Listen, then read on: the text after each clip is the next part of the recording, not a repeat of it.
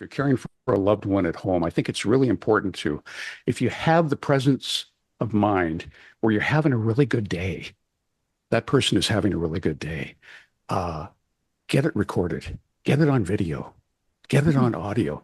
And I mean, I've got a couple of voice, well, they're on my voicemail, but they're basically exchanges of Judy and I saying our good nights to one another that actually got me through the isolation of the pandemic. We at Dementia Solutions have come to notice how invaluable it is for family caregivers to learn about the stories of others. It has greatly helped families to not feel alone.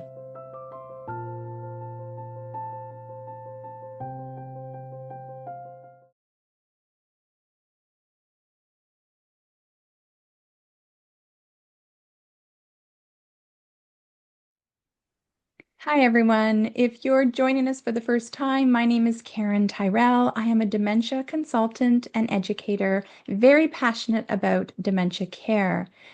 With our family support membership, we provide our members with stories that they can relate to, caregiving stories.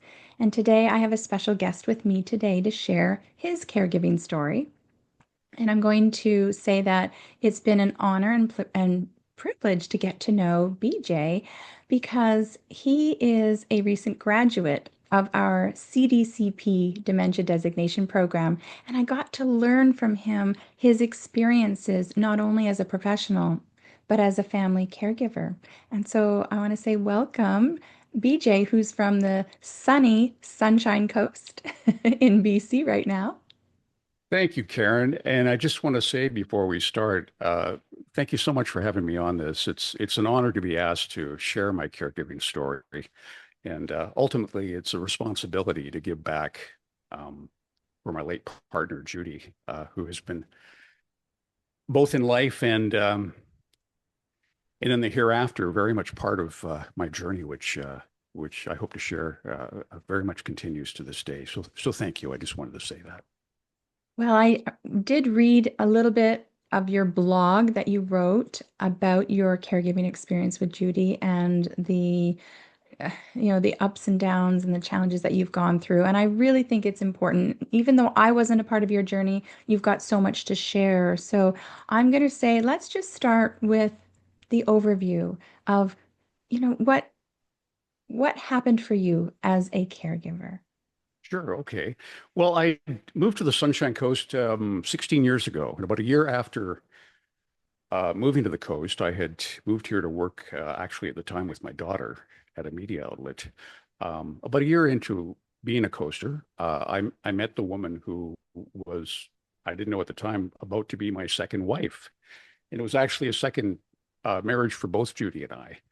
And I couldn't believe my luck that, Judy was fun to be with. She was up for anything and just seemingly into me of all people. And it was a dream come true, having already been through a relationship and very much wanting to apply some of the lessons, some of the takeaways from that first relationship to another. So we got to know each other fairly quickly. She'd been on the coast for several years, a native of Winnipeg, was really entrenched in the community as a yoga instructor, walking partner for many like me. Judy just loved the trails and the beaches. And so we were a really good match that way. And she just had this great energy about her. And she was beautiful and forthcoming about so much. But she also had something going on inside of her that I didn't know about that pretty much guaranteed that our time together was going to come with a shelf life. She had been diagnosed probably about 2, 3 months before her and I met at age 53 with early onset Alzheimer's. Mm. And how that began to come out was just we'd be doing things like prepping meals together and multitasking. And I noticed that any kind of abstract thinking that was involved, she was kind of getting hung up a little bit on, or the whole idea, you know how it is if you're making like Italian food or something like that, you're doing all sorts of different things. She could really focus on only one act at a time.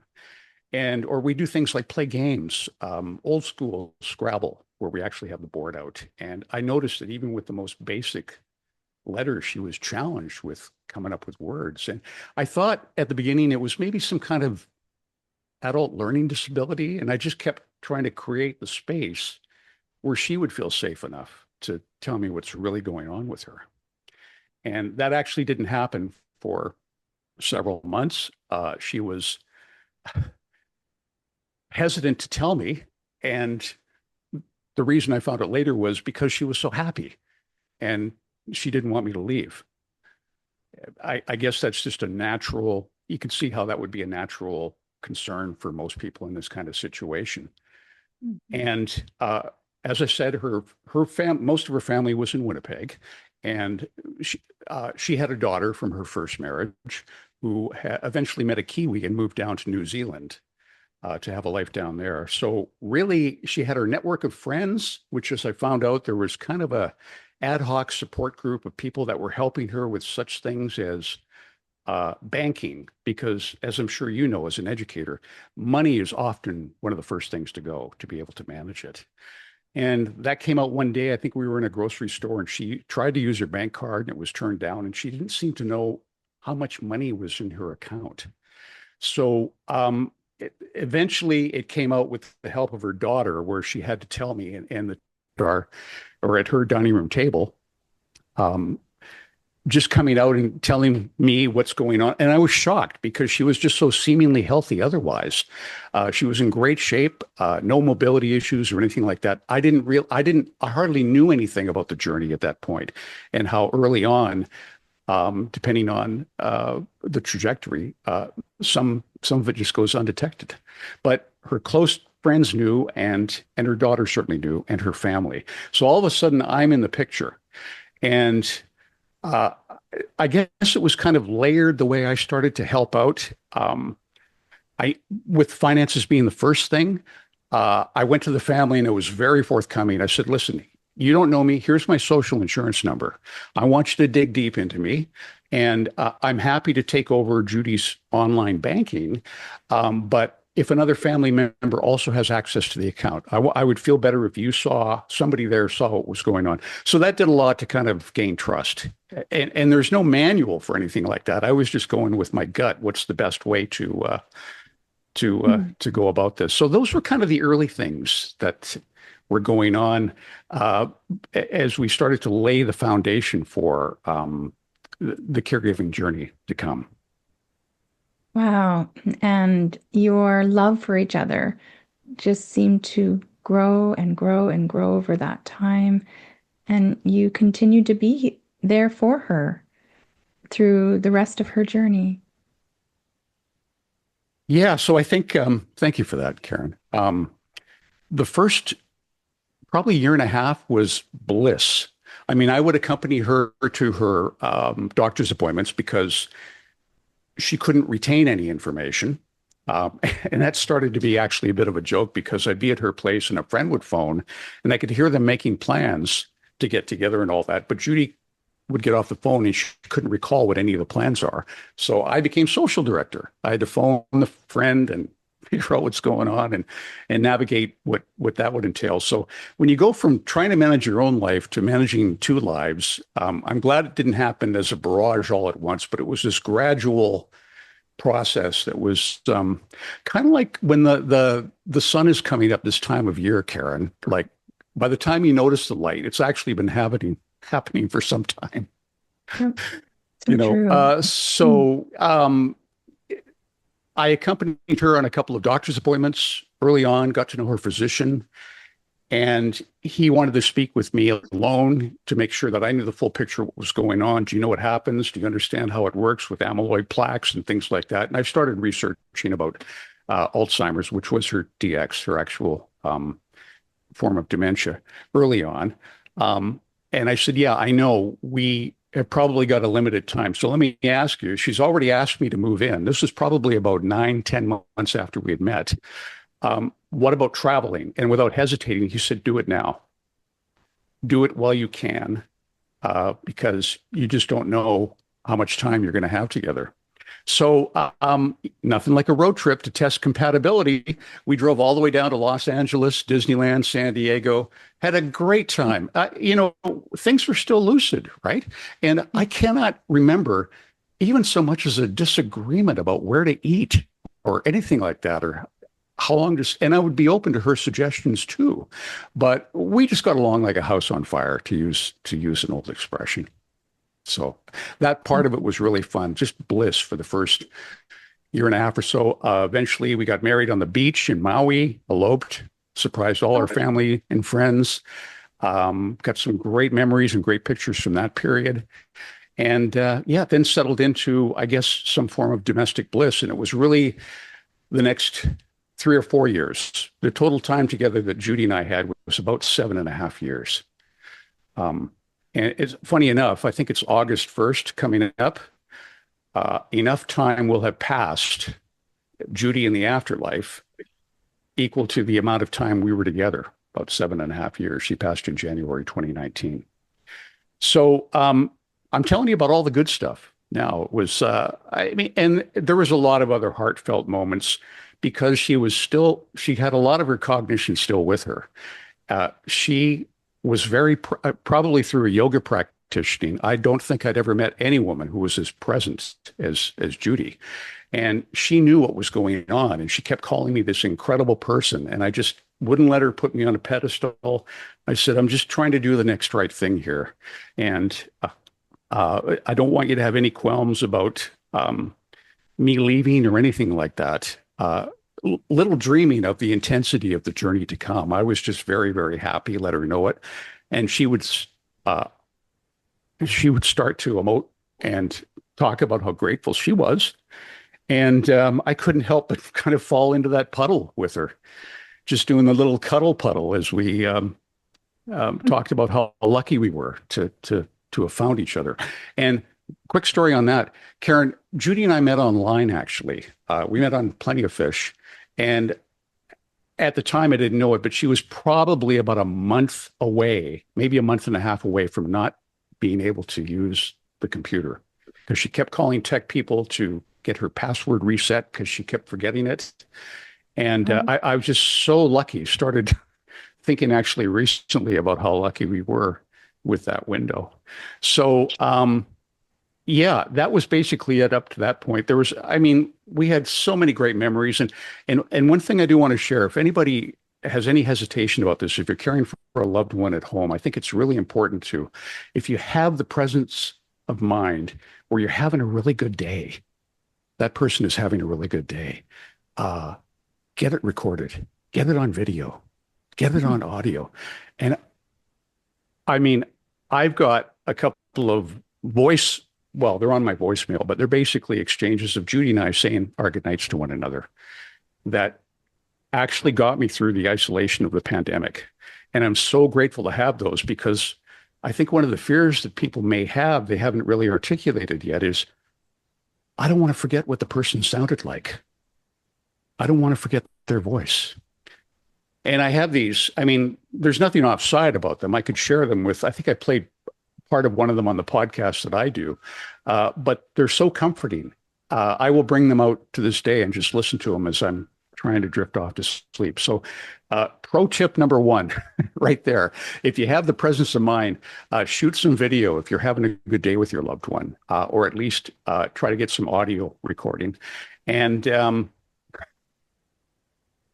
okay, I apologize, Judy, but how that actually came about was we had an issue a couple of months into living together where one of us, at least one of us that I knew of, occasionally snored at night.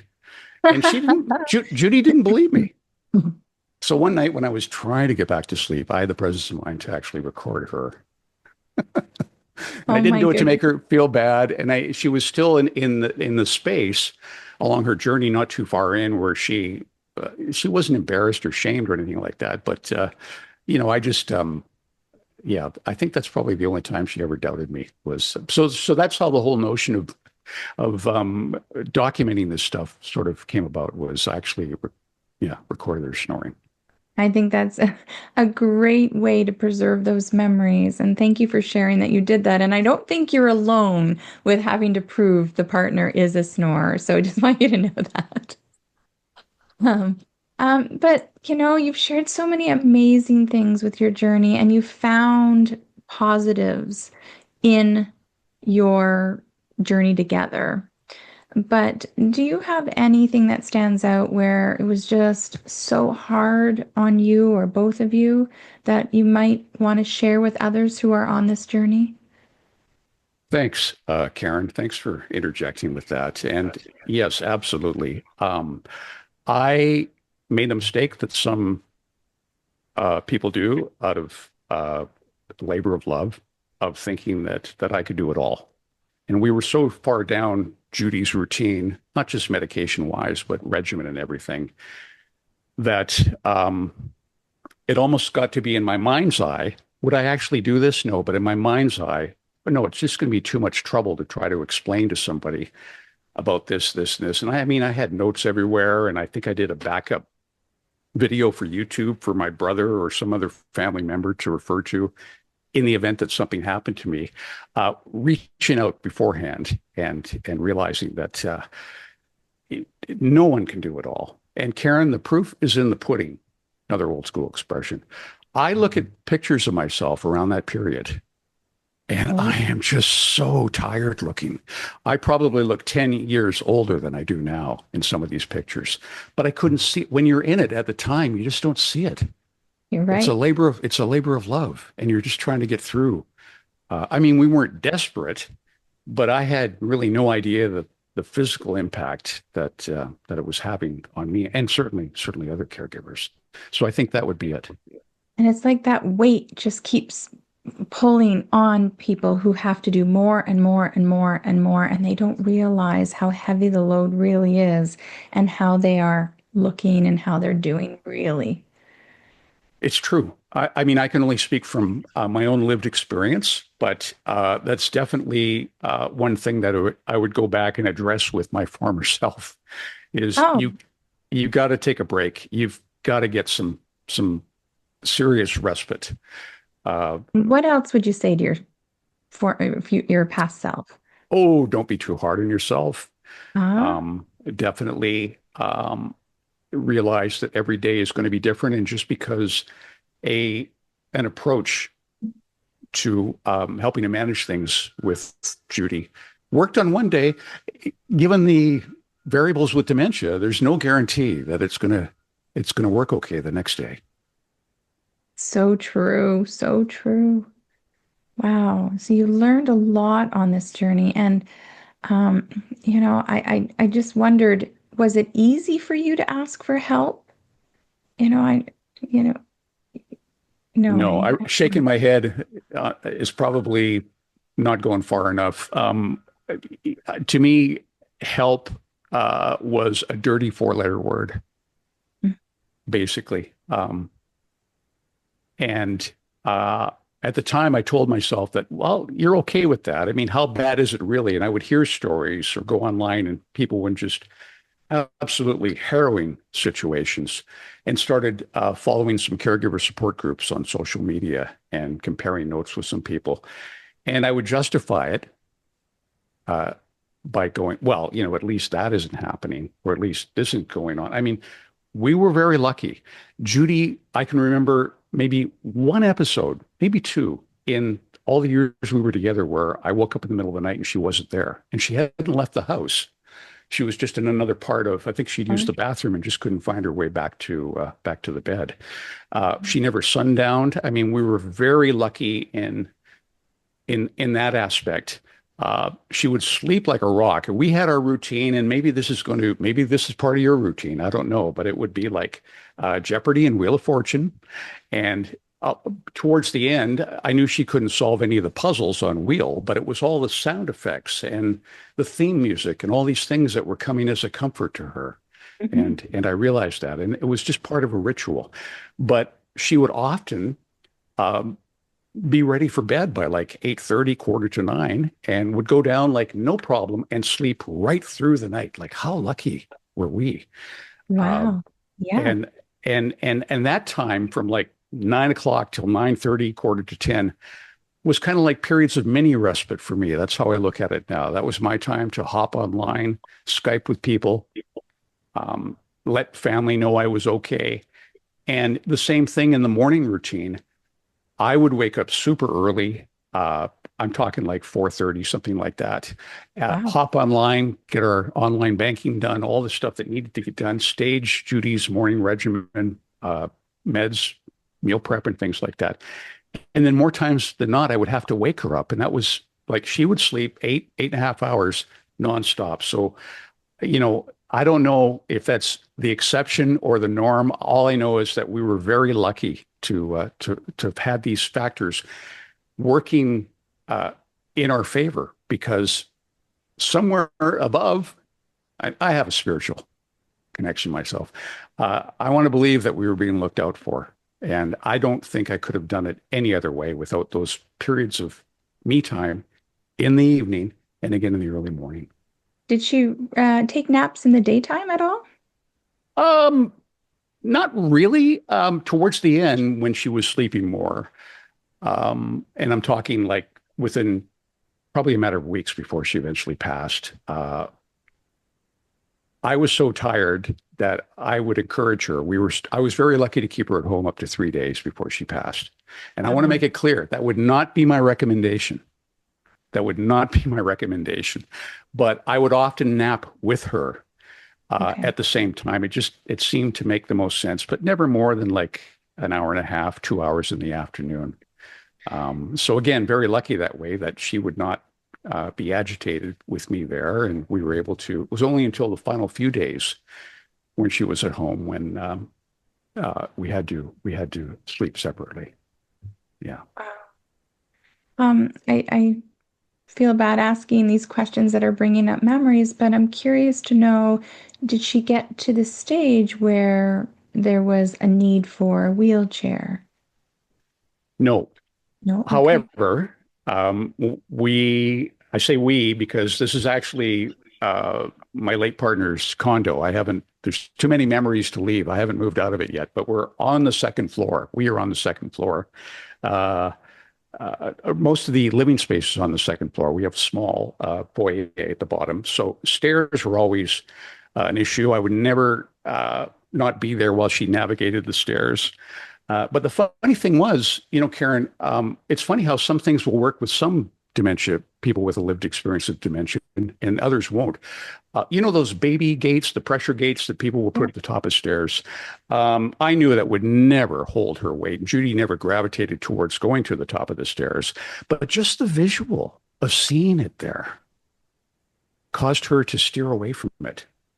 She just saw that as a barrier, and I never had to worry about that. I mean, I always had one eye. We've got kind of an open air design here. I always had one eye while I was prepping meals and things like that, watching what she was doing, just making sure. You try to get ahead of a situation before it becomes a situation, and Hmm. you try to mitigate ahead of times. Where are the safety concerns? And we were very lucky that way. So it wasn't until right at the end when she required transport to end stage facility where we actually had occasion to use a wheelchair. That's the longer answer of, I think, what you Hmm. asked.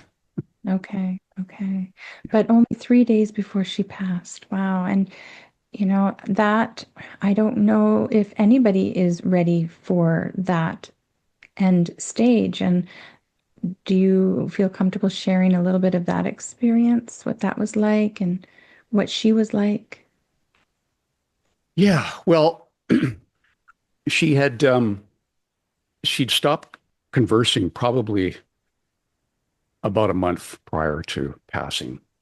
Um, she would emote, but the words were not coming. I know that Judy's last words to me were, "I love you." I did not imagine that, and I did not imagine they would be her last words. But I'm damn glad they are. Um, One night when we were coming home, it might even have been late afternoon in the winter. This is probably about a week before she passed, and I had no idea she only had a week left. I was helping her up the stairs. I think we got about 14 stairs here. and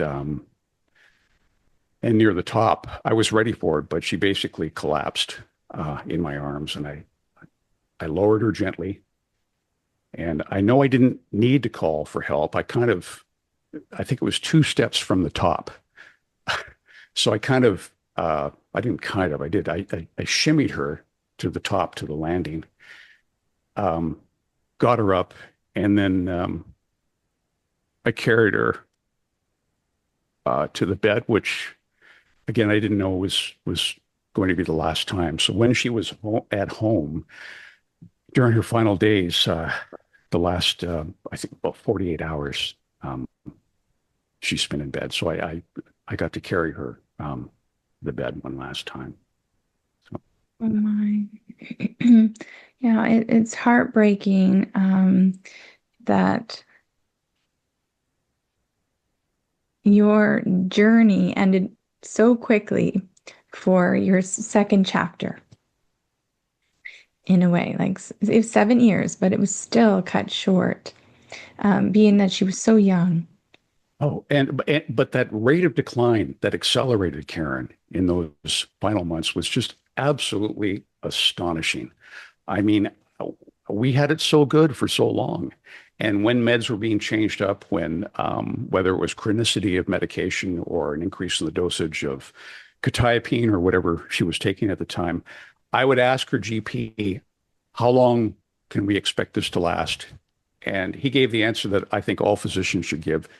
It'll work till it doesn't, Mhm. because you just don't know. There's just so many variables. But we were very lucky that way. It was just really in Judy's final months that the decline really accelerated. Yeah. Wow. Wow. So many learning experiences for you on this journey, that it sounds like you're continuing to want to give as a caregiver and to give back through your voice and through your service. So do you want to share some of what you've been up to? Well, it's a story that, thanks again, Karen. It's a story that's very much still being written, but it was one that I could never prepare for. I mean, I came from a radio background, and radio is a business that's full of egos and time behind the microphone, and I never I didn't know it was possible for me to be capable of giving back the way this journey with Judy had prepared me for. And it's funny because I don't know your experience when you talk to people where the male caregiver journey, at least I can only speak for, I've talked to a couple of male caregivers where the partner passes and you wake up the next day with that feeling of, okay, what now? What is my life? Who am I? Hmm. And all the questions that come along with that. And I don't think it was right after, because that whole period, her family came in for the celebration of life, and it was just a brain fog of activity. And of course, as you know, there's legal paperwork that has to be filled out and all that stuff, which I got some help with, which I was grateful for. But at some point, I don't know if somebody said it to me or maybe I heard it, somebody being interviewed, when I was going through this identity thing, and I heard it said, all that love, all that caring, all that dedication you did, that doesn't go away. And I know people have said grief is, love with nowhere to go or things like that, but that really resonated with me. Like, what now? And as it is, it wasn't the facility that Judy ended up in, but I happened to live here in the Sunshine Coast, a few blocks away from an extended care facility. And I thought, well, this is pre-COVID. I've got to do something. What I couldn't see going back to work in media, either media sales or radio or anything like that. What can I do with this life experience now that that would maybe help others?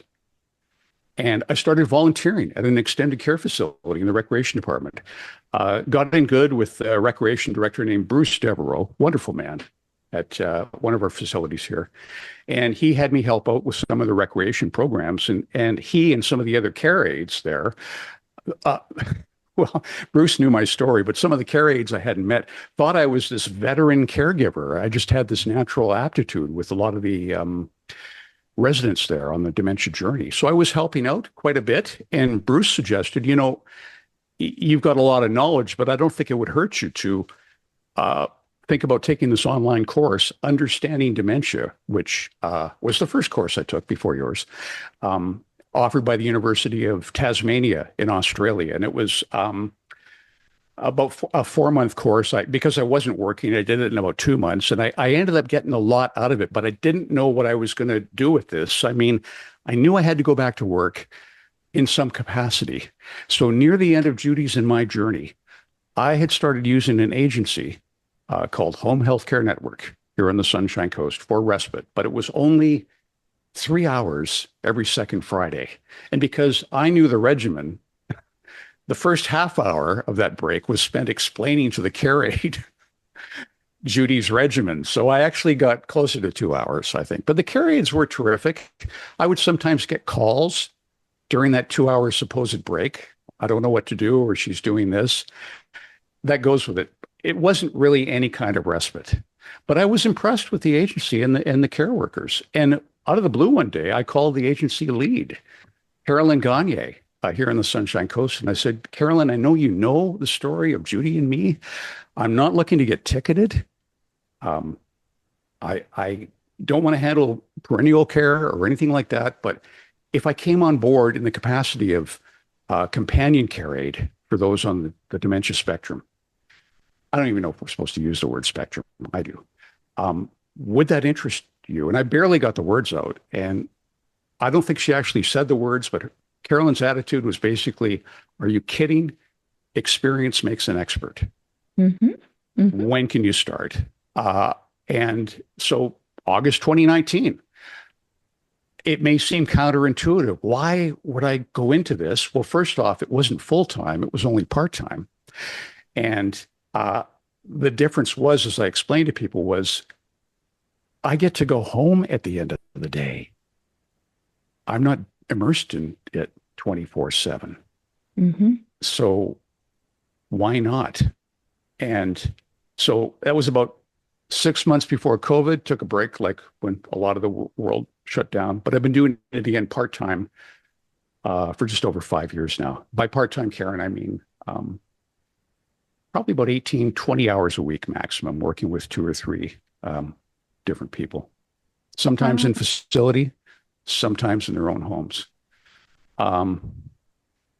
You know, the course that you offer, at least the one I took, the CDCP course, I think I said to you when I was talking to you after I took it, I knew about your own experience working with residents.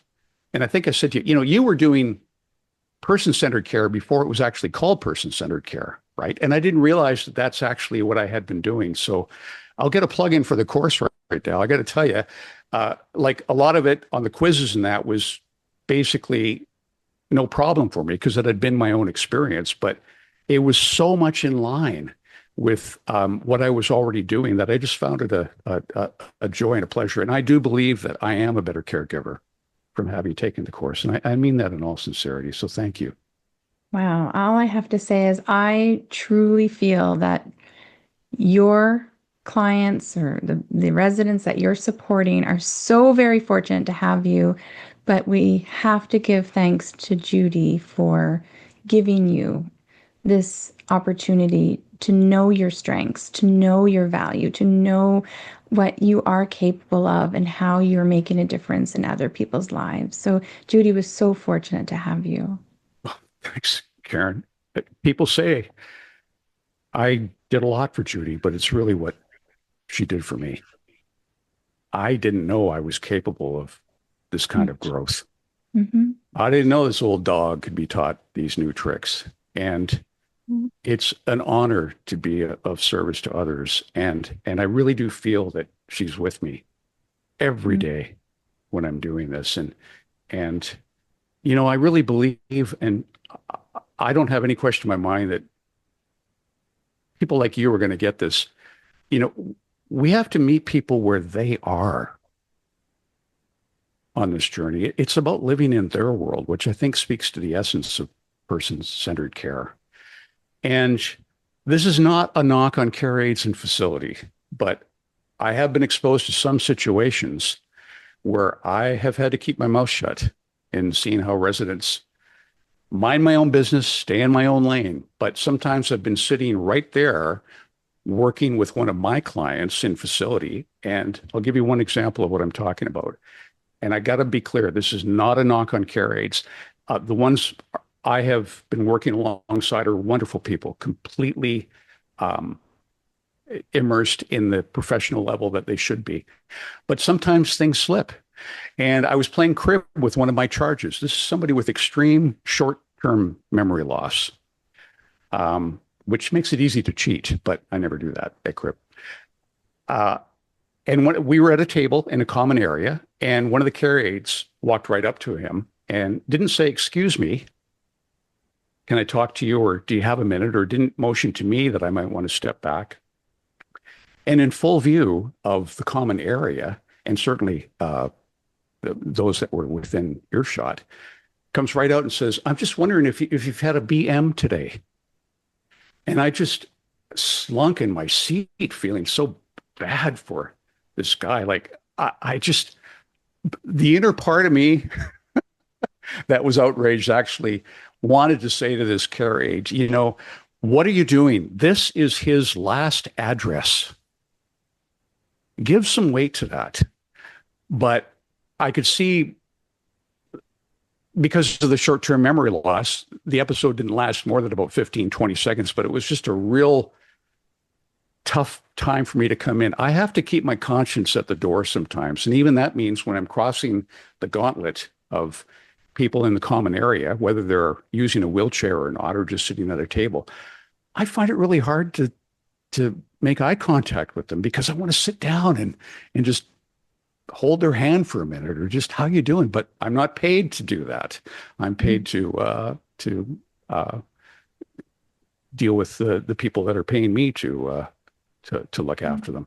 So, it's a real honor to be of service to others. And to many times, I've gotten to be the last friend they get to make, Mhm. the last person who really gets to know them. Yeah. What an honor that is. There's one gentleman I care for. Because of the Privacy Act, can't mention any names, but he is an iconic medical community presence, long retired. And he's just a joy to be around and to hear him tell his stories. Again, short-term memory is impacted, but he's not far enough along his journey now that we go rounding sometimes. You know how doctors do rounds. We go rounding on his extended property, and the stories he fills me with. I wish I could record those because they really enrich me, Karen. And so you're And so so right about being with them where they're at. For sure. Everyone is going to be different. But I also want to add, in our role as supporting those caregivers, we need to also be with them where they're at, because they may not be open, they may be closed, they may not be ready for advice, they may not be ready for learning more, they may not be in the right frame of mind with their emotions as well. So I think it's so important that you said that word, person-centered, and I think that goes for any human. Really, we should be person-centered, supporting them where they're at. And so if I could ask you before we wrap up, what advice or what information do you really feel is important for those who are on this caregiver journey or just starting the journey? If you had to sum it up from all your experiences as a both professional and family caregiver, what are a few things you would like them to know? Well, and I know we didn't talk about such things as power of attorney and getting all of that stuff organized, but basically the long and the short of it is have a plan and do not turn anybody down who's trying to help you in any way, shape, or form. Accept it and realize that, I mean, Judy's sister got at her celebration of life presented me with like this Superman doll because that's how she saw me at the Mhm. time. And it got a bit of a laugh for sure. But and she's in healthcare, and she saw uh, that I was basically holding myself back, realizing that you, as much as you love the person, as much as you're fully dedicated and on board, and this goes for anybody who has been married in a relationship for a long time, or anybody like Judy and I who are lucky enough to have a second chance at being happy. Just realize that you cannot do it all. No one can. And in an era where, as you and I both know, this is a growth industry, aging in place is part of the new normal. One in two people eventually will become caregivers, and that means somebody caregiving for their partner. Have that discussion now. Have a plan in place. Okay, what does that look like if you were to get ill? What's our plan? What does it look like if I were to get ill? They're tough conversations to have. I'm actually encouraged, Karen, because I understand from talking with people that more and more younger people, people that are like in their 30s, sometimes even younger that are together, are already having those kind of discussions, which is not the thing you're thinking about when you're going out and wakeboarding and going to clubbing and all those things that, you know, you and I probably did at that age. It's just not top of mind, but it's really encouraging to hear that not in all circles, but coming to fruition. So I think the long and the short of it is have these tough discussions, as tough as they are. Now we don't have to think about it. We have a plan. It's kind of like locked away in the safe deposit box of our mind. But because the difference is you will be proactive and not react to situations. So true. Yeah. I think Yeah. that's the biggest thing. And it reduces stress when things are pre-planned. I see that for families, less stress when it's an urgent situation. We've got to get this fixed. We've got to do this now. We don't have everything organized when we need it. It's more stressful. And the big part that we try to do at Dementia Solutions is try to ease the journey as much as possible and not to have crash landings and not to have situations where we say a family can be very scarred from this dementia journey. And our hope is that we're going to reduce as much scarring or scar tissue as much as possible. You know, I couldn't agree with you more. And just as a quick addendum to that, I have to say that it's important to have acceptance around the fact that some family members don't have the emotional inventory for this journey. Yep. And that doesn't mean they love the person any less, but they just don't want to see it, or they're incapable of of of stomaching it, for lack of a better term, and that they shouldn't be faulted for that. It doesn't mean that they love the person any less. It just means that those are the limits of their perspective, and just know that they are grateful for you or anybody who is doing that job. I'm so lucky. I really am. It may seem counterintuitive to hear something like that, but as I often say, you know, sometimes you have to reach down into someone else's world to find what has been missing in yours. Um, Thank you so much, BJ, for sharing your story. I know it was only a sliver. I know there's so much more you went through, but if we can help just one family or a few families who might need to hear what it's like for others and maybe catch little nuggets, we call them like golden nuggets that, oh, that will help me on my journey or keep my eyes open or realize I'm not alone. Others have gone down this path. And Well, thank you. yeah, thanks again, Karen. The caregiver warrior is a special breed. I used to joke because humor, I find, is a great coping mechanism. Um, I think the U.S. Marines had a slogan years ago: "The few, the proud, the Marines." They were trying to get people to sign up. Well, for us, it's the few, the proud, the totally sleep deprived, the caregiver warrior. Um, that'd probably be something I would want to throw in the mix for people too, is just wherever you can laugh, not at anybody's expense, but laugh with somebody, or no matter how absurd the situation gets. Oh my goodness, this is happening. I'm not prepared for it, but somehow we're getting through it. The ability to laugh will help carry you through. I do believe it's not some tried, uh, hackneyed cliche. Laughter is the best medicine. And if you can laugh along uh, this journey, even in the most dire consequences, obviously where it's appropriate, you're probably going to be better off. Absolutely. Excuse me. Absolutely. And I do want to say recently we had a support group on Zoom because we do offer support groups. And the laughing we did with one of the caregiver stories, it took us a good 5 minutes to dry the tears from laughing so hard. But it was something everyone on that call needed.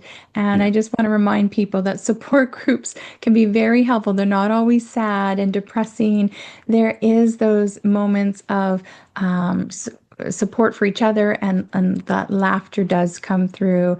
But again, if you're a family caregiver and you're listening to this story that was shared today by BJ with his personal experiences, and as a professional now giving service to others, and you just don't know where to turn, you don't know what to do or what to say, don't be shy to reach out to us at dementiasolutions.ca. We're here to support you. We have our family support membership site where we offer you ongoing support, weekly support, monthly support. We have a variety of different ways to get that knowledge that you need, get the resources that you need from a trusted source, because we've been in this field for 30 years now and doing lots of education for the community. And again, we're so proud of BJ for completing our CDCP dementia designation program and for being an amazing human in this world of dementia care. So thank you again, BJ. And I really think you've helped others to see a different perspective and to help them to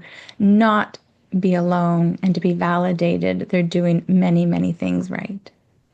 Thank you, Karen. Honored to be here. And I mean this strictly in the spiritual sense. Bless you for what you do and for being there for others and just what I do know about dementia solutions. Uh, it doesn't end for me. I want to know more. And because there is no finish line, I think, with this journey. And what you can end up, you never know how anybody is going to benefit from some, even the smallest gesture of kindness or an encouraging word. You never know how that's going to land with some people. So anything anybody can do to help ease the burden as we, again, not to be callous when I say it, I believe this is a growth industry. You look at the statistics and the continued aging population, and the more people that are on side with the kind of approach that you basically offer through. And I just took the one course. I think is just going to be so valuable. It is valuable, and I commend you for that. So thanks. Thank you.